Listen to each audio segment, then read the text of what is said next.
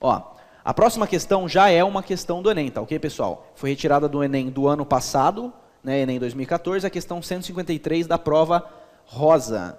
E aí, pessoal, agora que a gente vai começar a resolver questões do Enem, eu queria deixar para vocês aqui esse slide para lembrar algo muito importante que eu considero como sendo uma boa dica, tá? Eu não sei se vai servir para todo mundo, mas para mim é algo que ajuda muito, né? Na verdade, eu acho que ajuda para todo mundo aí.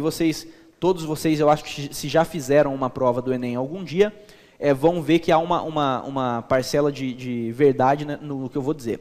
Pessoal, o Enem, eu fiz a prova do Enem, tá, no ano passado, por quê?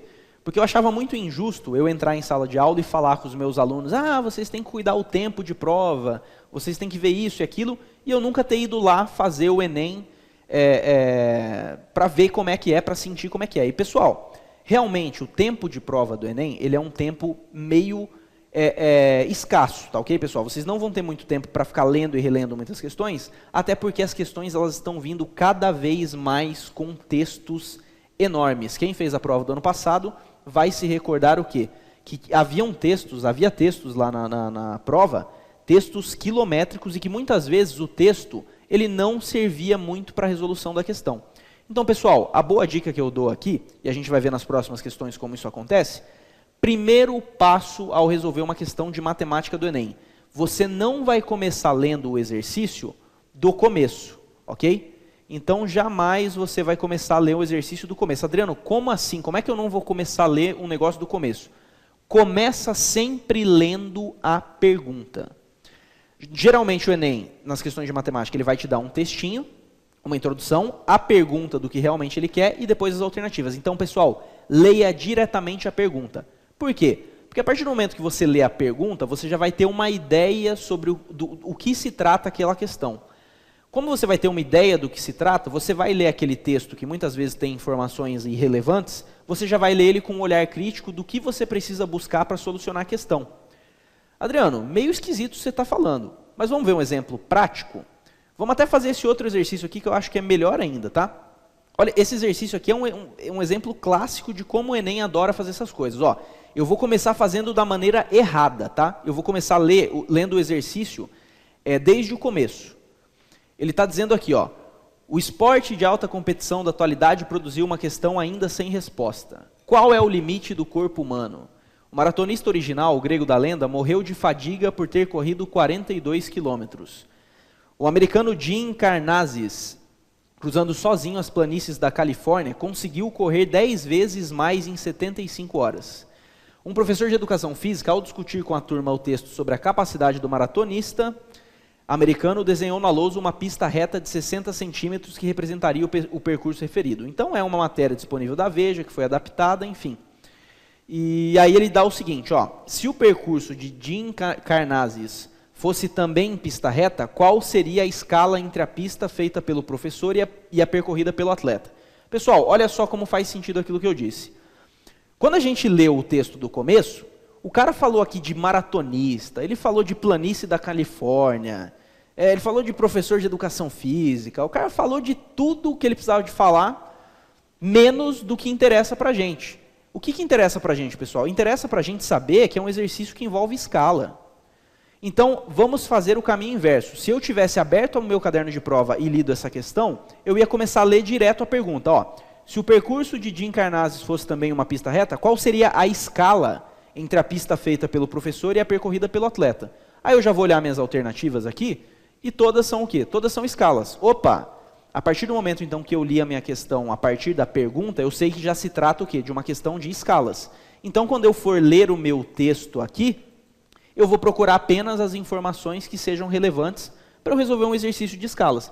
Vejam vocês aqui, por exemplo, ó, que dentro do enunciado, ele está falando aqui em algo matemático, que são 75 horas. Pessoal, a gente vai usar essa informação de 75 horas para resolver o nosso exercício? Quando eu falo em escala do mapa, eu vou precisar trabalhar com essa grandeza horas? Não. Então veja você que essa informação que tem um número, que muitas vezes puxa o nosso olhar para cá, é uma informação completamente desnecessária. Então a boa dica que eu digo é essa, pessoal, começou a resolver questões do Enem, começa sempre pela pergunta e depois a gente vai para o nosso enunciado, tá ok? Fica a dica aí para vocês, espero que ajude todos a resolverem de maneira melhor as questões que a gente fizer daqui para frente. Então, beleza, pessoal. Se é uma questão de escala, o que a gente precisa relacionar aqui, nada mais é o quê? Que o nosso fator de escala, que é o Ezinho, que eu já falei com vocês, que é justamente o quê? O Dzinho sobre o Dzão. Pessoal, o Dzinho aqui é justamente a pista que o nosso professor ele escreveu. Ele escreveu a pista como sendo 60 centímetros, para representar uma realidade aqui de quanto? De 42 quilômetros.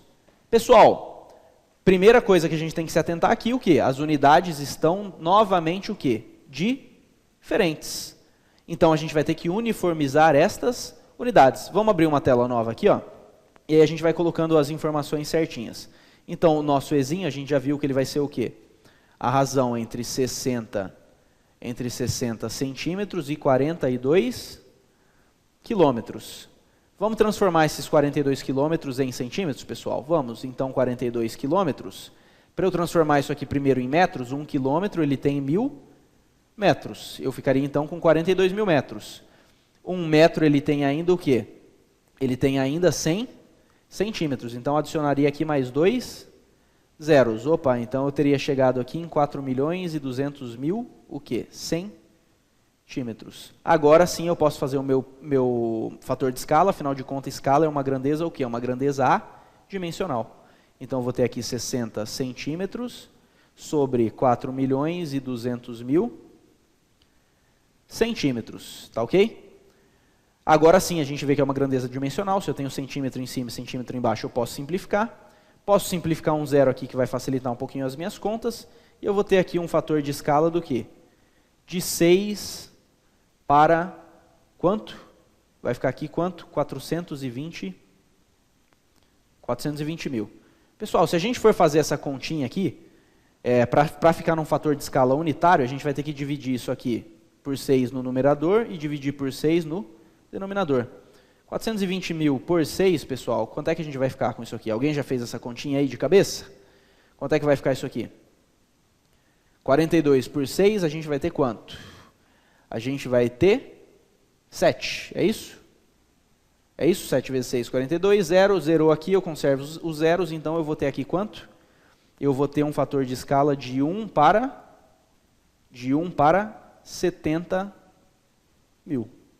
Beleza? Temos essa alternativa aqui? Vamos dar uma olhadinha? Alternativa letra C. Letra C de casa, a nossa alternativa 1 para 70 mil. Então, beleza, pessoal? Questões de escala são questões muito simples do Enem. A gente vai fazer algumas outras questões de razão e proporção nas nossas próximas aulas, que aí sim a gente vai elevar um pouquinho mais o nível, porque a gente vai precisar de outros conceitos para dar início a isso.